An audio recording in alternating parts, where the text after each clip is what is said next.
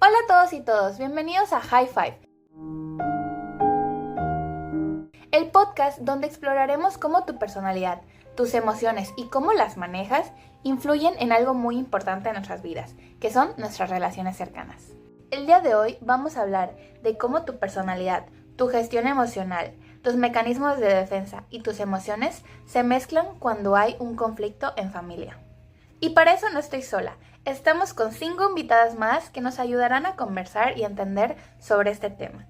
Entonces vamos a empezar con el primer punto, las emociones. Gracias. Pues bien, las emociones son todas esas reacciones que sentimos en nuestro cuerpo y en nuestra mente ante lo que vivimos en nuestro día a día. Lejos de ser un estorbo, tiene una función adaptativa. Por ejemplo, en una discusión con mis padres me enojo porque siento que no me escuchan. Ese enojo me está diciendo, oye, necesitas poner un límite, necesitas expresar tu punto de vista. Esta es la función adaptativa, busca protegernos y ayudarnos a reaccionar. Pero también tiene una función social. Pensemos en la tristeza. Cuando alguien de la familia está pasando por un mal momento, esa emoción nos conecta y nos lleva a apoyarnos entre nosotros. Eso es lo que genera la unión, la empatía y el cuidado. En pocas palabras, no hay emociones ni buenas ni malas, son señales. La clave está en cómo usamos en nuestras relaciones estas emociones. Y pues claro, cada persona reacciona distinto, porque pues depende de su personalidad, ¿cierto? Exactamente, la personalidad es ese conjunto de rasgos que nosotros tenemos que definen cómo actuamos, sentimos o pensamos. Por ejemplo, en un conflicto familiar, alguien con una personalidad más conciliadora puede ayudar a resolver un conflicto entre dos partes o más. Sin embargo, alguien con un carácter más dominante puede querer alzar la voz o imponer su punto. Esto explica por qué ante la misma situación cada persona reacciona diferente. Lo interesante es que la personalidad influye en la manera en la que expresamos y regulamos nuestras emociones. Si soy extrovertido, tal vez puedo decir lo que siento al instante, pero si soy introvertido, tal vez me lo pueda guardar, pero eso puede ocasionar que yo explote después. Pero cuando las emociones son demasiado intensas, muchas veces sin darnos cuenta, usamos algo que se llama mecanismo de defensa. Sí, los mecanismos de defensa son estrategias psicológicas casi automáticas que utilizamos para protegernos del malestar emocional. En los problemas familiares aparecen muy seguido.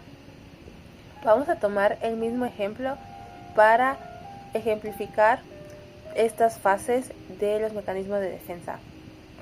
Por ejemplo, si un hijo que vive en conflicto porque sus padres discuten mucho o se están separando, la negación sería que el adolescente o el hijo evita a toda costa aceptar que están peleando sus padres, no lo acepta para evitar un dolor y para evitar aceptar que sus padres podrían llegar a separarse. La proyección es empezarle a echar la culpa a otra persona. Por ejemplo, si tienen hermanos, puede ser que diga, oh, mi hermano es el que exagera y se pone muy nervioso y él es el que provoca que mis padres peleen.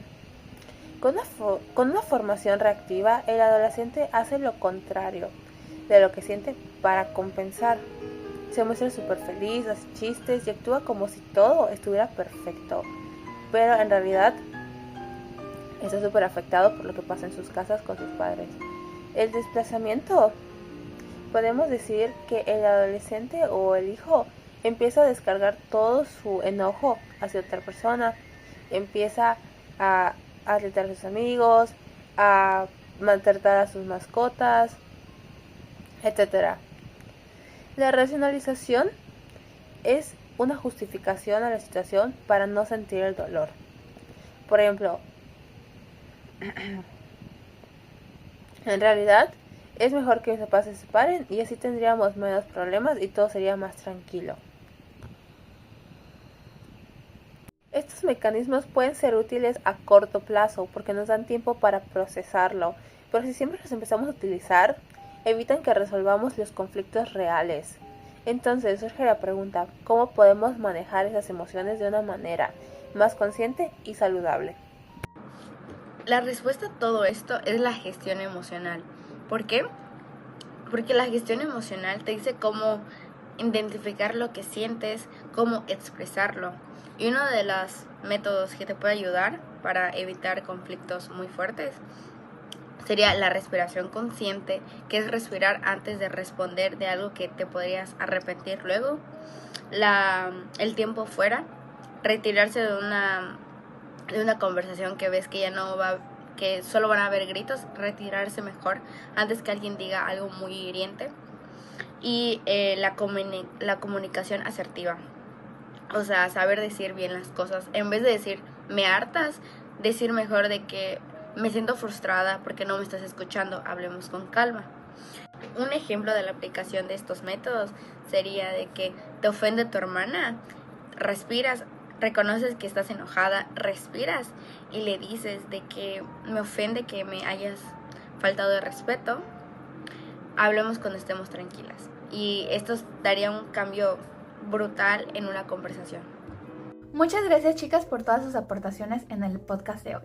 Antes de concluir el podcast, me gustaría darte una breve conclusión de todo lo que se vio en el podcast de hoy. En primer lugar, las emociones son esa reacción o respuesta de nuestro cuerpo y nuestra mente acerca de cómo nos sentimos.